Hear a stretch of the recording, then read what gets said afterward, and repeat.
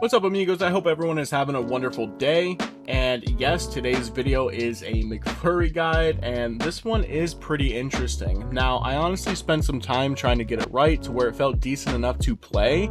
And my go-to for every guide that I make is just to make sure that people can easily farm T50s, as this is a break for a lot of people. When they're doing nightmare dungeons, more people prefer to speed clear rather than push higher and nightmare dungeons. Now, Flurry is capable of pushing higher nightmare dungeons because they are tanky enough to sustain just a lot of damage and just life leech between multiple abilities. And we'll get to that in a second here, but first, I do think it's a good time to let everyone know that we are doing a $25 Steam code giveaway. The link to enter will be in the description down below. I'll run it for 3 weeks, and if chosen, you'll be notified via email, and then I'll add you on Steam and gift you the code. But yeah, let's go ahead and jump into the video. And as always, please drop a like on the video and subscribe for more daily Diablo 4 content. So we're going to jump right into our skills. Now, I want to let everyone know up front, Flurry is not a skill that is going to dish out huge numbers like Pen Shot or Twisting Blades, but it's incredibly fun, and it's endgame viable.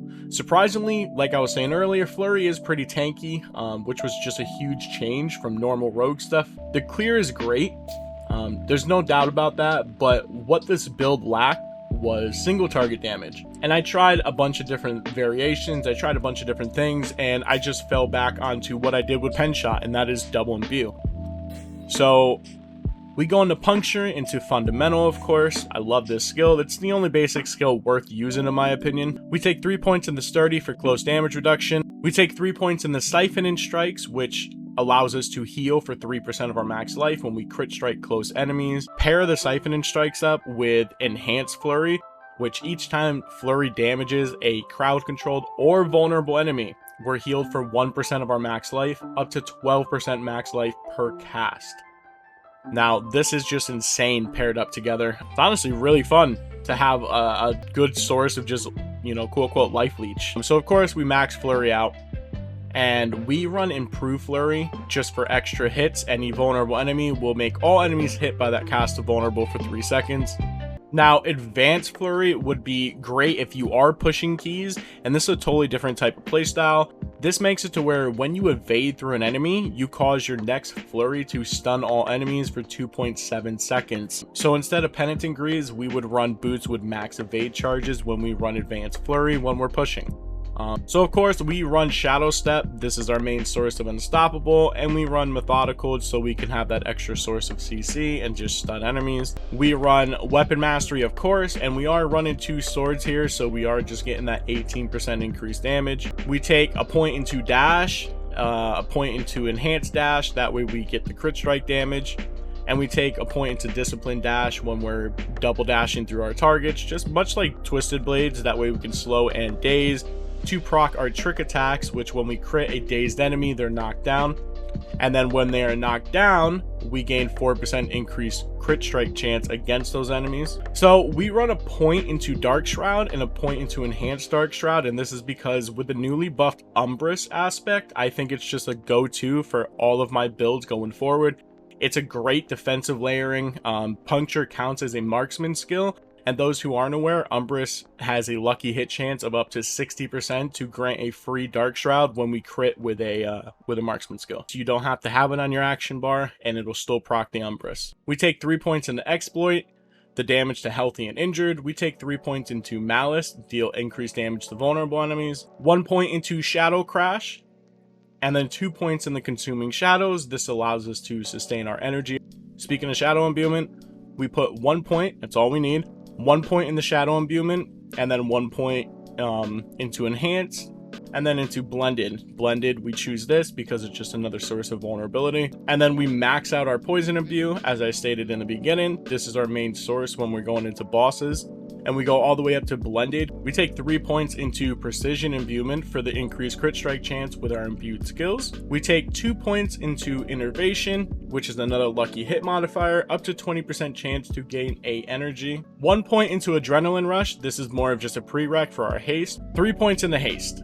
Now, the main reason here is while we're bossing, we do tend just to run out of energy every now and then. While below 50% max energy, we gain 15% increased attack speed. Attack speed is one of the multipliers for your overall damage. And then we do run close quarters combat. Again, puncture counts as your marksman skill. And of course, Flurry is our cutthroat. And this has actually been buffed recently. Before it was 20% when we have both attack speed bonuses active. Now it's 30% damage against crowd controlled enemies. But other than that, we also gain just the 10% attack speed, which I just stated is a multiplier for our damage. So now let's go ahead and take a look at our gear. So the gear is pretty much the same as my other videos. It's honestly hard for me to find upgrades at this point. But for our helmet, we have poison imbue, total armor, max life, cooldown reduction. I have the cheat aspect on here. It's a perfect roll, 25% less damage from crowd controlled enemies. For our chest piece, this is the Umbrus that I was talking about. Lucky hit, crit strikes with marksman skills have a 60% chance to grant a free dark shroud shadow. On the chest piece, I have all damage reduction, just all defensive layering. I have the max life, total armor, damage reduction from close, and global damage reduction. This is what I personally recommend. Rogues are so squishy, and this is why we have problems pushing higher keys. So Edgemaster gloves, the more primary resource we have, the more damage we're doing. This is just a pure damage roll. Crit chance, attack speed, plus ranks to Flurry. I also have a lucky hit chance, 5% chance to heal. This just adds to the already insane amount of sustain that we have. You can remove this for lucky hit chance if you really want. For our pants, I am running the might aspect. This is the one that gives us 20% damage reduction when we use our basic skills. We're running combo points. We're always spamming, even for close quarters, we're always spamming our basic skills. So this is a nice uptime.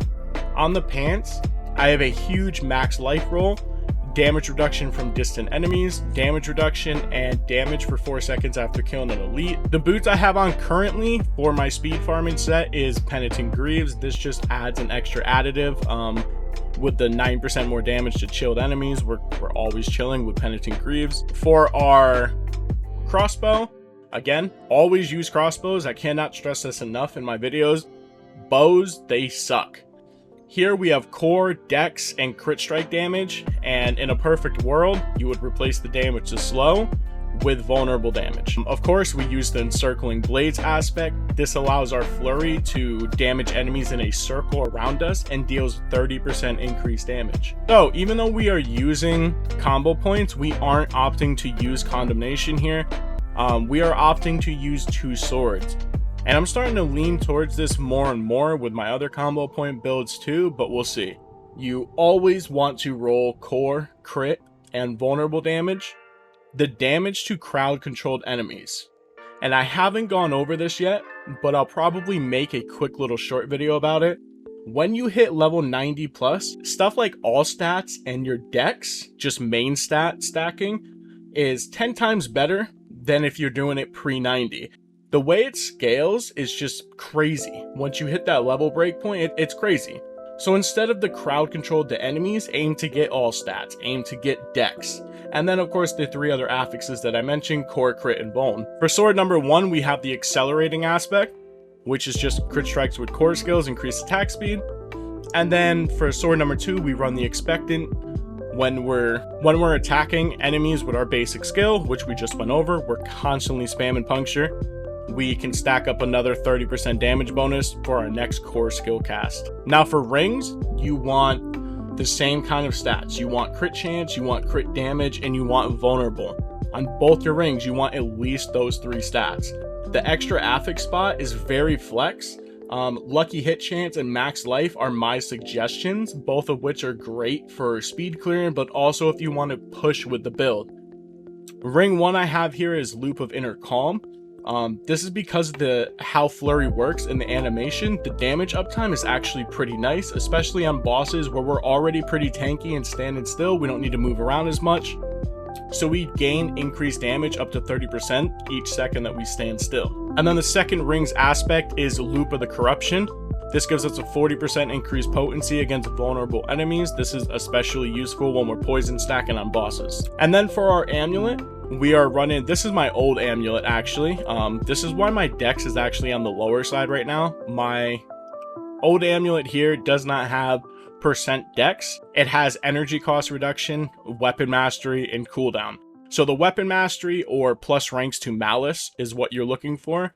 And then of course cooldown reduction is incredibly useful. This is imprinted with disobedience, and disobedience, you actually do have a nice high charge uptime because of how fast we attack with Flurry. Even on bosses, the uptime is really nice. Now, as I was mentioning earlier, there are two little notable mentions I wanted to go over. So temerity. Yes, I finally got my temerity pants. It only took 91 levels. I honestly wish I was joking, but I finally got them when I dinged 91. So temerity with Flurry is out of this world, okay? So especially when I pair them up with my lucky hit chance to heal more with my gloves. But temerity, anytime we heal, we overheal, we grant ourselves a barrier that lasts for 8 seconds. We are constantly overhealing. So temerity is incredible with this build. The only reason that I haven't used this is because I haven't needed to, but for pushing, I absolutely recommend this. And then, as I stated earlier, with the evade charges and switching up the aspect here, or not the aspect, I'm sorry, the modifier from improved to advanced, where we stun all enemies, we want boots with evade charges. These have energy cost reduction, movement speed, and dexterity, but it also has the Mangler's aspect, which we can proc more of our trick attacks because this allows us to daze more enemies. Now, we would be sacrificing our damage reduction from basic attacks, but we would kind of be counterbalancing it because we'll be dazing and CCing more enemies to proc more of the cheats. And of course, we'll have our barrier. All right, so for our Paragon, this is actually the same exact Paragon that we did for the penetrating shot. So if you follow that build and you want to try out Flurry, you don't have to spend any gold. It's the same exact board. So real quick, you want to make sure that you grab your damage nodes. In the first board, you want to grab your Lawless and your other damage node. First glyph, closer. You absolutely want this at level 15. You get a massive 70% cutthroat skill damage when it is at level 15.